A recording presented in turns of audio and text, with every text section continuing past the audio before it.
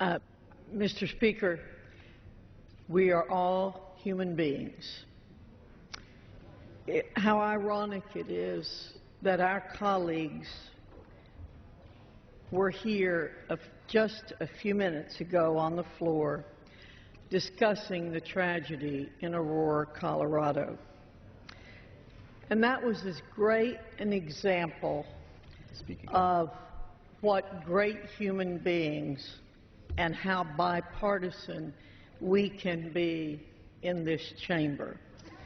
It's as great a bipartisan effort as I've seen in a long time. We know what to do as caring human beings, what to say in such situations. And it's such a great example of how this body can operate. That group was given 40 minutes to talk about a great tragedy. Now we're engaging in a gotcha situation over an insignificant issue for which we take the responsibility. And I'm frankly embarrassed that the tenor of the conversation is going in this direction after the wonderful bipartisan effort we just saw on this floor. A mistake was made, and then in attempting to correct the mistake, an extraordinarily minor other mistake was made. I would appeal to my colleagues on the other side of the aisle to say, we are human beings. We know how to forgive mistakes. Neither of these mistakes was made by a member. We're quite willing to overlook mistakes like this in the past.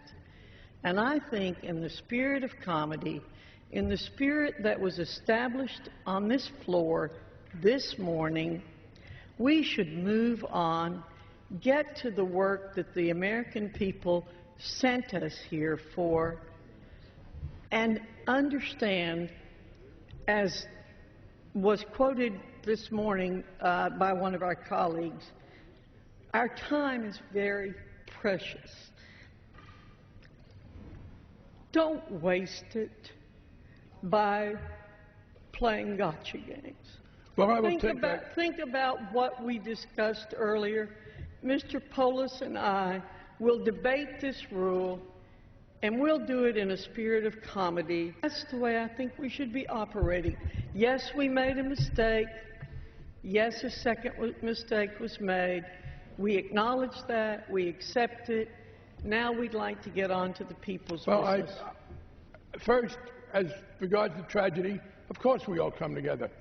But the fact that we can celebrate tragedy does not mean that we put aside in a democratic body our legitimate differences.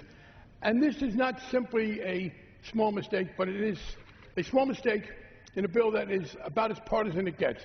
To make a plea for bipartisanship with this excessively partisan bill that is being put through in such a procedurally inappropriate fashion, with major concerns about every aspect of the federal government given 10 minutes of debate at 9 and 10 o'clock at night to be voted on 20 at once. No, that's a mistake. Secondly, as the gentleman from New Jersey and I pointed out, and it is not simply that a mistake was made, but it's a mistake that would easily have been caught early if people had read the bill.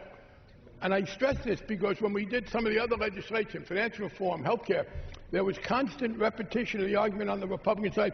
You haven't read the bill, nobody's read the bill. Well, you haven't read this bill, apparently, Mr. Speaker, at least not very many people. And blaming the staff, I never like to do that, because the staff prepares things, but the members sign off on it. So, yeah, we're going to proceed to this debate.